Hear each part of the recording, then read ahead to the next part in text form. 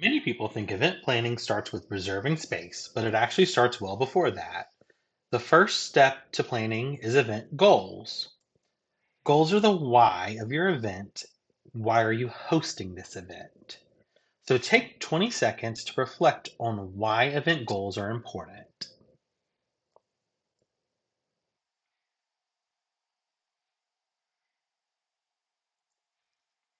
Event goals are important for things like determining the vision and making decisions.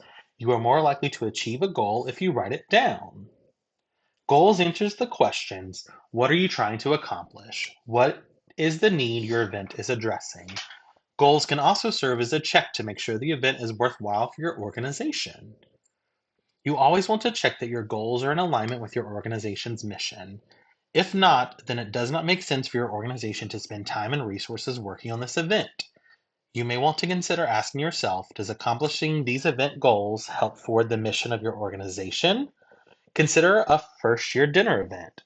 What type of organizations would sponsor this event? For what types of organizations would this event not make sense?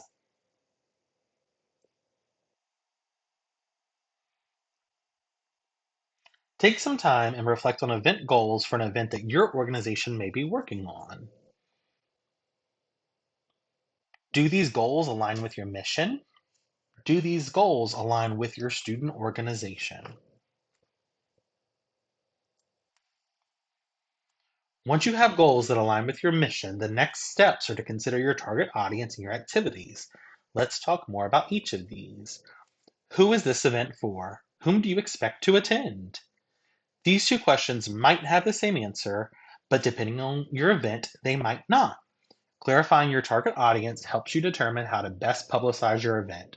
For example, if your target audience is first year students, it's not worth your time, effort, or money to hang flyers in upper class residence halls.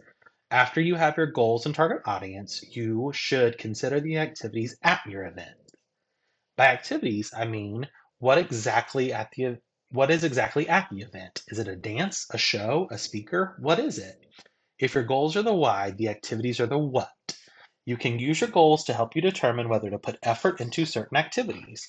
For example, if an organization were hosting a cultural food festival aiming to teach students about cultures different from their own through food, adding inflatables would not be aligned with the goals.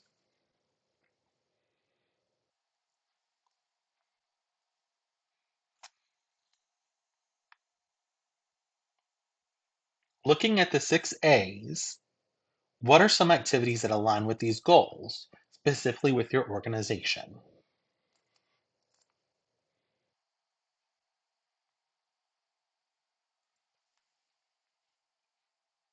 Now that you have an idea of what we're trying to accomplish and how to do that, let's go over some more things to consider. These are the 6 areas that every event planner should consider when they're envisioning their event. There are ways to create an unforgettable experience for your attendees. Thinking about these will help you create a vision of your event. Think back to the best event you've ever attended. What made it great? Think an event you attended that was disappointing. What made you disappointed? What can we learn from these? Next, we will share some of our best tips, the 6 A's of events. The 6 A's of events are anticipation, arrival, atmosphere, activities, and appetite. Let's talk through them more in depth. The first A is anticipation. Part of the fun of any experience is looking forward to it. There are studies that show that people enjoy their vacation more when they look forward to it and have time to imagine themselves having a good time. Consider why people should attend your event and how they might look forward to it.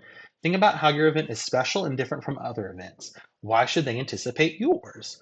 Make sure you're creating realistic expectations. If you tell people they're going to be a giant roller rink at your event, there should be a giant roller rink at your event, not a little roller floor that only fits about 5 people. The second A is arrival. This is about how participants arrive at and move through your event. The arrival is their first impression of your event. Remember, you only have a few seconds to make a first impression, and that will impact their entire experience. Consider what participants will encounter when they first arrive. What will they see? How will they be welcomed to the event? Also, what happens after their arrival? How do they move past the initial introduction? How do you need to communicate with participants through informative signs? The third A is atmosphere. One of the least noticed but most impactful parts of an event is the atmosphere. If you're doing it well, it should be seamless and impressive and not a negative impression. Theme parks like Disney World or Busch Gardens really excel at atmosphere. They are consistently thinking about creating a guest experience by decorating, having enticing smells, and playing upbeat music. When you're working on your event, consider how you can address the five senses of attendees. What do they see? What do they smell? And what do they hear? You should also aim to transform the space you're working in. A lot of campus spaces look mundane, and events in the same place tend to run together. Make yours stand out by making the space look different. Decorate, decorate, decorate. Finally, if your event has a theme, consider how you can incorporate the theme into your atmosphere. For example, if you're playing a 90s theme event, make sure to play some music from that decade. The fourth A is activities. We've already talked a bit about activity, but particularly at large scale events, there are often multiple activities happening at once. You may need more than your main activity to entertain and amuse. Remember, not every activity is active. Different types of activities appeal to different people with different personalities and temperaments, so aim to offer variety either at one event or throughout the semester. The fifth A is appetite. Food is such an integral part of culture and a great way to enhance an event. Consider what your participants will be eating at your event, if anything, and plan for it. If there is a theme, do your best to have your food relate to the theme. If you're doing an event about childhood, serving food that reminds people of their childhood makes sense, like Dino Chicken Nuggets. Make sure you provide a variety of food options so everyone at least has something to eat. Think about vegetarian, gluten free, kosher, and halal. The last A is amenities, which means something of added value. Think about what extras you will provide at your event. In particular, what takeaways there will be for guests. Are there going to be make and take some things? Do they win something as a prize? Is there a photo booth? Give them something to walk away with that will help them remember the event and the positive feelings they had.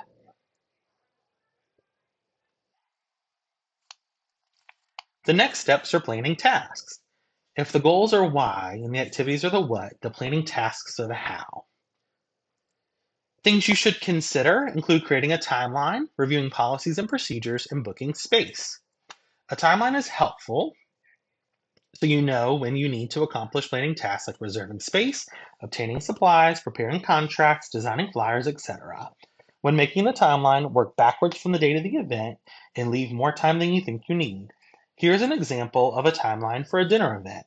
Make sure you include marketing in your timeline. We will be discussing it later, and it is a key piece of event planning. Our timelines may be a bit more condensed since we're coming back from a summer vacation, but I'd like to see us planning ahead more than in the past. We're going to talk about some of the other steps, and then later on, you can work on your own timeline. That way, you'll have a better idea of what goes in your timeline.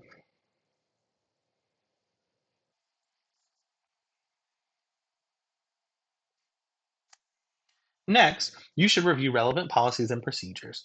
These can impact your event and sometimes drastically change it. Examples of some policies that might include or that might influence your event are contracts. A contract is needed every time you're working with an external service provider. Movie rights. If you're showing a movie at an event, you need to purchase the public performance rights. There are no exceptions. Outdoor amplified sound. If your event is outside, you can only have amplified sound at certain times. Food. If you're having food at an event, you must work with an approved caterer. Contracts are required every time you're working with the vendor who is providing a service. For example, a speaker, DJ, caterer. Work with your advisor to formalize your agreement in a contract. Most of the work of contracting falls to your advisor, but the process can be lengthy. We recommend starting the contracting process 4 to 6 weeks in advance. Things you should consider include creating a timeline, reviewing policies and procedures, and booking space. The online scheduling system is called 25 Live. You can see location options and availability here. When you're reserving space, make sure you're thinking about whether the space is conducive to your event.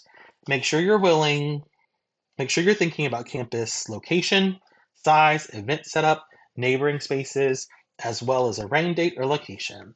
For example, event setup like a head table or registration table will take away space for chairs, so your capacity will be lower. Make sure you book a room large enough. Also consider what might be happening in your neighboring spaces. If you're booking a solemn event like a memorial, you may not want to book it in a space where there's a lot of ambient noise or foot traffic.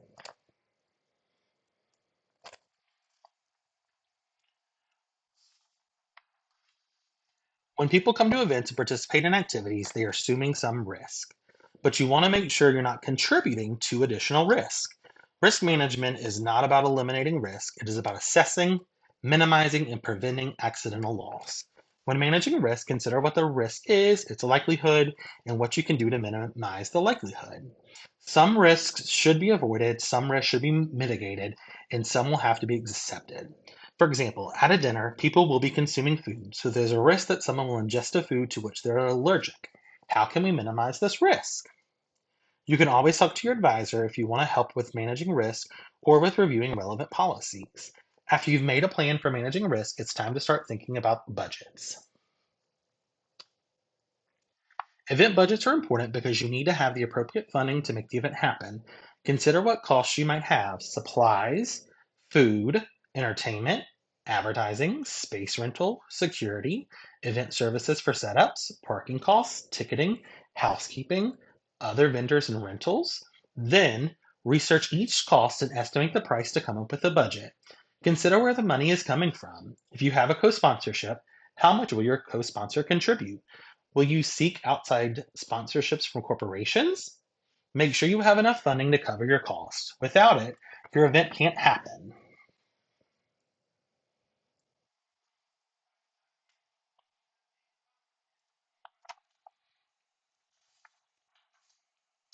Finally, you should create a marketing and publicity plan.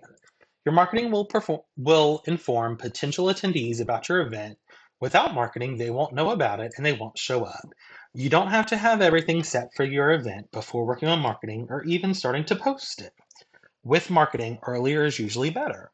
Some places where you can advertise your event on campus include the university calendar, Duke groups, social media, banners, tabling, bulletin boards, and listservs. When you're developing your marketing plan, remember your target audience. Think about where they will be so you can reach them. Also consider originality. There are a ton of events on campus, and you want yours to stand out.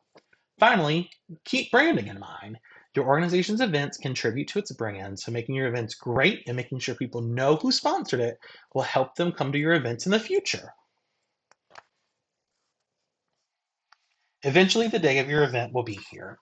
If you've planned well enough, most things should run smoothly. No matter how much planning you put into it, unexpected problems will come up.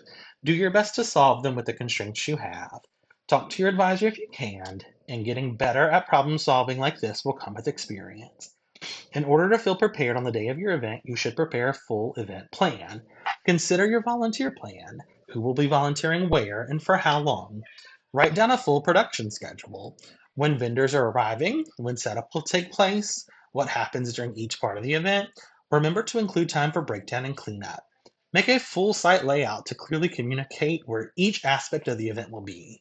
Make a list of supplies to purchase or gather together. Think about each different aspect of the event to make sure your supply list is complete. Consider how communication will happen at the event. How will you communicate with volunteers? How will they communicate with you? Consider some backup options in case your original plan doesn't work for whatever reason. Make some contingency plans just in case. Finally, remember that your advisors are here for support. During the event, you can always contact them for assistance and support. After the event is over, your work is not done yet. After the event, remember to write thank you notes to volunteers, campus partners, and anyone who helped you with the event. These will create goodwill and cultivate relationships so people will want to help you again in the future. You should also conduct a post event meeting with your organization and key partners. Consider areas for strengths and areas for improvement. Use this analysis to improve your events in the future. If your event is an annual event, make sure you write these down and share them with the person who will be planning the event next year so it can keep getting better. You also need to consider how your event will be assessed. Event assessment helps us know whether our event was successful and met the stated goal. There are several different methods of assessment, both informal and formal. Here are some ways you can assess.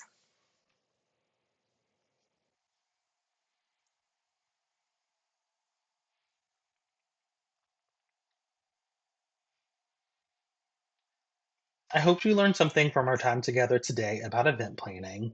We're always here for new ideas. If you have questions, please reach out to Student Involvement and Leadership.